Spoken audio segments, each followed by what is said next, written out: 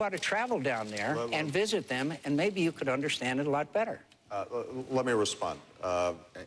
Actually, I understand it pretty well. The history in Colombia right now is that labor leaders have been targeted for assassination on a fairly consistent basis, and there have not been prosecutions. And what I have said, because the free trade, the trade agreement itself does have labor and environmental protections, but we have to stand for human rights, and we have to make sure that violence isn't being perpetrated against workers who are just trying to organize for their rights. Which is why, for example, I supported the Peruvian free trade agreement, which was a well-structured agreement. I think that the important point is we've got to have a president who understands the benefits of free trade, but also is going to enforce unfair trade agreements and is going to stand up to other countries. And the last point I'll make, because we started on energy, when I talked about the automakers, they are obviously getting hammered right now. They were already having a tough time because of high gas prices. And now, with the financial crisis, car dealerships are closing and people can't get car loans. That's why I think it's important for us to get loan guarantees to the automakers, but we do have to hold them responsible as well to start producing the highly fuel-efficient cars of the future.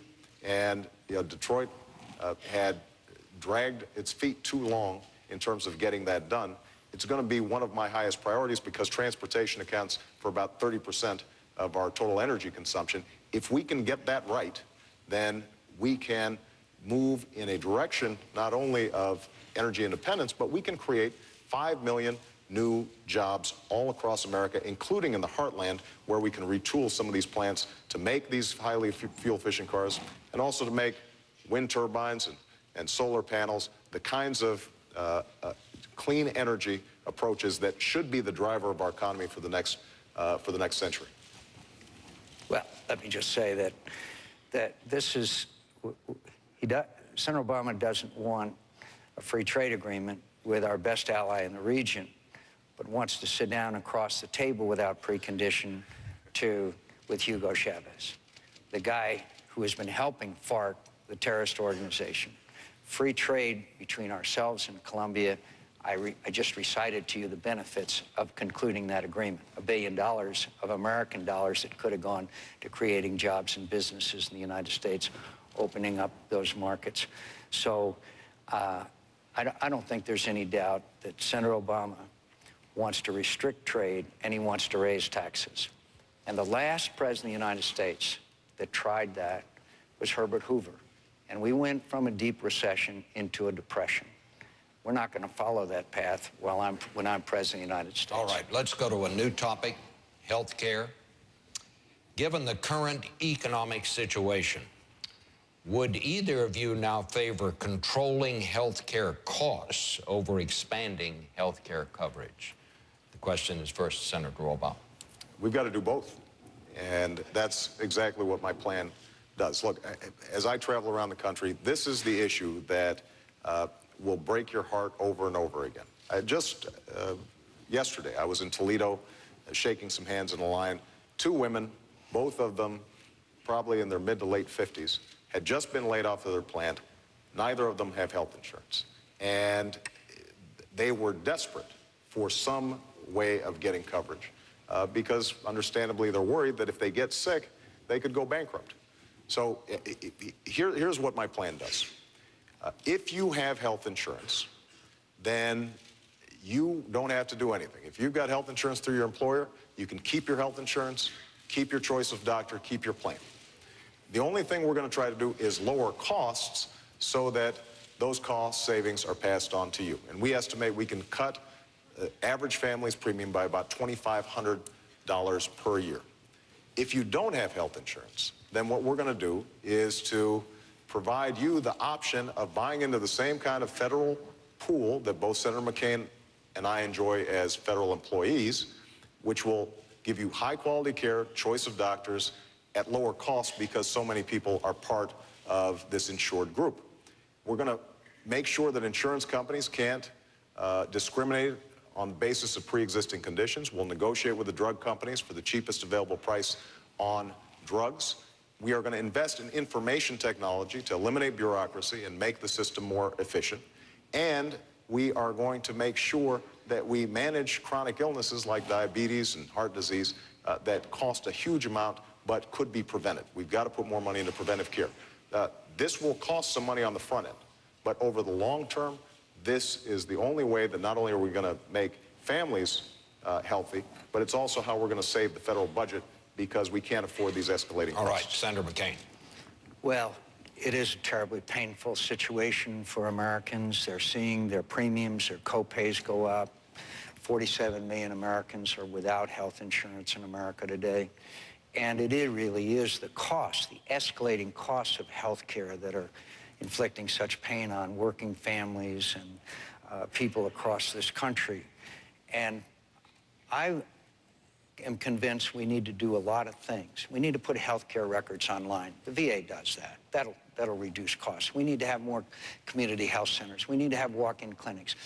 The rise of obesity amongst young Americans is one of the most alarming statistics that there is. We should have physical fitness programs and nutrition programs in schools. Every parent should know what's going on there.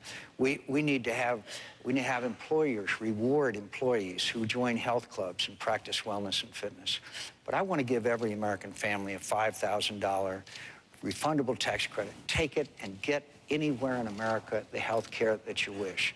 Now, my old buddy Joe the plumber's out there.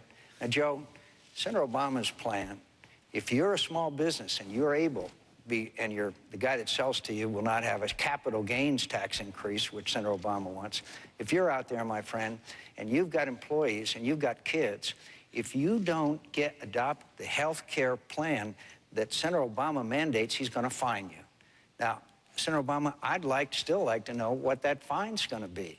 And I don't think that Joe right now wants to pay a fine when he is seeing such difficult times in America's economy. Senator Obama wants to set up health care bureaucracies, take over the health care plan of America through, as he said, his object is a single-payer system. If you like that, you'll love Canada and England. So is that your objective? It is not. And I just described it. I just described what my plan is. And I'm happy to talk to you, Joe, too, if you're out there. Here's your fine, $0. You won't pay a fine because as I said in our last debate, and I'll repeat, John, I exempt small businesses from the requirement for large businesses that can afford to provide health care to their employees but are not doing it. I exempt small businesses from having to pay into a kitty. But large businesses that can afford it, we've got a choice. Either they provide health insurance to their employees, or somebody has to. Right now what happens is those employees get dumped into either the Medicaid system, which taxpayers pick up, or they're going to the emergency room for uncompensated care, which everybody picks up in their premiums. The average family is paying an additional $900 a year in higher premiums because of the uninsured. So here's what we do. We exempt small businesses. In fact, Joe, if you want to do the right thing with your employees and you want to provide them health insurance, we'll give you a 50% credit so that you will actually be able to afford it. If you don't have health insurance or you want to buy into a group plan, you will be able to buy into the plan that I just described. Now, what we haven't talked about is Senator McCain's plan. He says he's going to give you all a $5,000 tax credit. That sounds pretty good. And you can go out and buy your own insurance. Here's the problem, that for about 20 million people, you may find yourselves no longer having employer-based health insurance. This is because younger people might be able to get health insurance for $5,000, young and healthy folks. Older folks, less healthy folks, what's going to end up happening is that you're going to be the only ones left in your employer-based system. Your employers won't be able to afford it. And once you're out on your own with this $5,000 credit, Senator McCain, for the first time, is going to be taxing the health care benefits that you have from your employer. And this is your plan, John. For the first time in history, you will be taxing people's health care benefits. By the way, the average policy costs about $12,000. So if you got $5,000 and